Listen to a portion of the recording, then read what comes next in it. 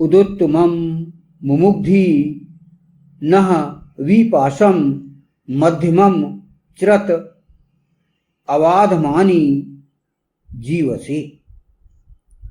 उन्मुक्त करो हमारे लिए उत्तम विशिष्ट पाश को, मध्यम को अलग कर दो, अलग करो अधमों को जीवन के लिए। यह जो मंत्र लिया गया यह ऋग्वेद के प्रथम मंडल के 25वें सूक्त का यह 21वां मंत्र है और इस 25वें सूक्त का यह अंतिम मंत्र है जो कि ईशान परम परमात्मा ईश्वर ने प्रकाशित किया है। इसके पूर्व जैसे कि हम इस मंत्र के भाष्य को हम समझें, उसके पूर्व हम आपसे यह रिक्वेस्ट करते हैं कि इस मंत्र को और इस मैटर को, इस प्रकार के मैटर को जो कि वेद का भाष्य है, वेद के विद्यार्थियों के माध्यम से जो आपको वैदिक पर्सपेक्टिव के माध्यम से ये ज्ञान पहुंच रहा है, उसे आप सब्सक्राइब कीजिए और शेयर कीजिए। हमारे जीवन में वेद की कितनी महत्ता है यह हम इन व्याख्यानों से हम समझ सकते हैं। जैसे कि पिछले भाष्यों में हर किसी के लिए यह मैटर आपके सामने प्रस्तुत किया जा रहा है। नौजवानों के लिए, प्रौढ़ अवस्था वाले व्यक्तियों के लिए, वृद्धों के लिए, नारियों के लिए, वयस्कों के लिए, अवयस्कों के लिए, सभी के लिए यह मैटर आपके सामने हम हिंदू विश्व संस्थान के द्वारा यह प्रस्तुत कर रहे हैं। इन मैटर को आप लाइक कीजिए और शेयर कीजिए। तो यह जो मंत्र है 21वां मंत्र, इस मंत्र के ऋषि हैं भगवान सुनहसेप आजिगर्ती और इस मंत्र का जो प्रमुख विषय है वह है वरुण अर्थात वर्ण किए जाने योग्य राजनायक। इस मंत्र का छंद है गायत्री और स्वर है षड्ज। पिछले 24वें सूक्त और 25वें सूक्त में जो मैटर चल रहा है, जो विषय चल रहा है, वह परम पुरुष जो कि इस सृष्टि का अध्यक्ष है और इसके माध्यम से जो राजनायक हैं, राष्ट्रों के प्रमुख, राज्यों के प्रमुख हैं और हम घर के भी प्रमुख, हम भी स्वयं एक राजनायक माने जाएंगे। तो हम सभी को एक प्रशासनिक दृष्टिकोण से यहाँ पर इन मंत्रों के माध्यम से एक व्यवस्था प्रस्तुत की गई है। यहाँ पर भाष्य आरंभ होता है। इसके पूर्ववर्ती सूक्त 24 में इसी प्रकार पाश से मुक्त होने के लिए यह मंत्र प्रकाशित किया गया है।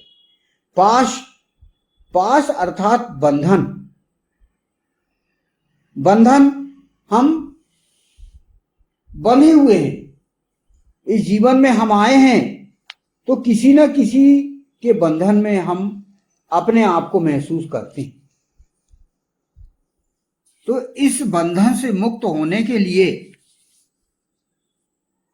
और उन्मुक्त अपनी प्रगति करने के लिए इस मंत्र में हमें सलाह दी गई है, आदेश दिए गए हैं, निर्देश दिए गए हैं। पिछले 24वें सूक्त में जो मंत्र आया है वह है उदुत्तमम वरुण पाशम अश्मद वाधमम वि मध्यमम श्रथाय अथा वयमा दिव्य व्रते तवा नागशो अदितये श्याम। कहो उत्तरोत्तर प्रबलतम पास को हे वरण किए जाने योग्य हमसे शिथिल करो, उत्तरोत्तर निकृष्टतम को और विशिष्ट रूप से मध्यम को, और हम हे आदित्य तुम्हारे व्रत में अदिति के लिए निष्पाप हूं। यह मंत्र ऋग्वेद के प्रथम मंडल के 24वें सूक्त का 15वां मंत्र है। उपरोक्त मंत्र में भी पाशों को 3 प्रकार से विभाजित किया गया है।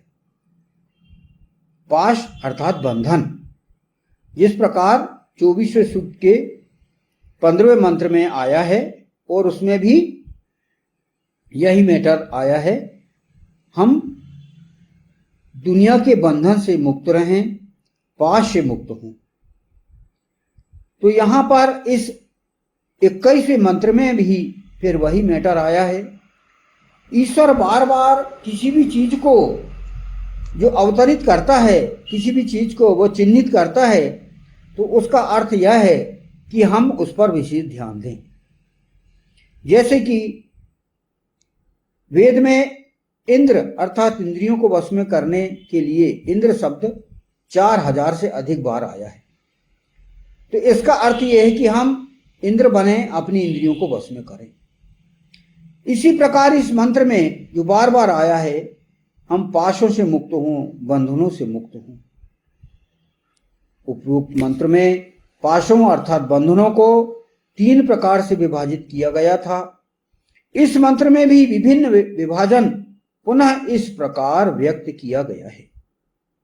पहला उत्तम विशिष्ट पाश, दूसरा मध्यम पाश और तीसरा अधम पाश। जीवन के लिए इन पाशों अर्थात बंधनों से मुक्त होना अत्यंत आवश्यक है।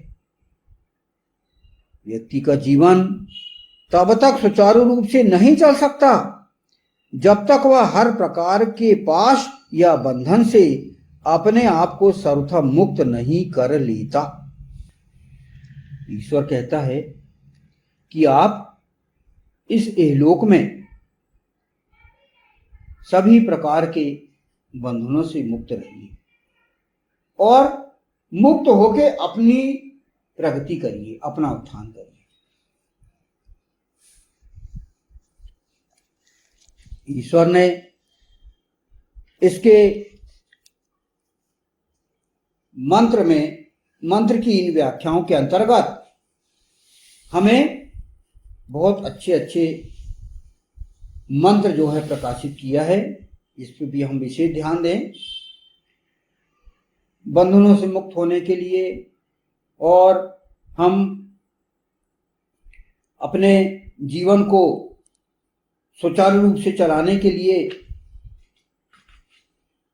हम किसी विशेष प्रकार के कर्मों में लिप्त ना हो। इसके लिए ईश्वर यह कहता है।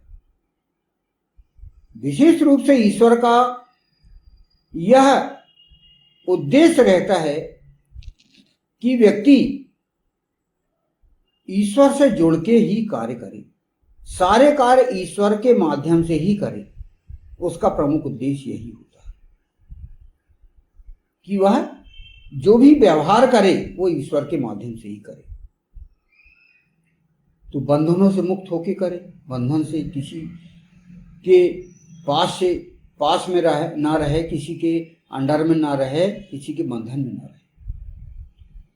यहाँ पर हम यजुर्वेद के 40वें अध्याय के प्रथम और द्वितीय मंत्र का हम यहाँ पर उद्धरण देंगे, जिसमें इस दुनिया बनाने का विशेष उद्देश्य इसमें बताया गया है। कहा गया है, ईशावास्यमिदं सर्वं यत्किंच जगत्याम जगत तेन तत्तेन भुंजितः मा गृधः कस्य शुद्धनम। ईश्वर या ईशान द्वारा आच्छादन किए जाने योग्य है यह सब जो कुछ भी जगती में जगत है।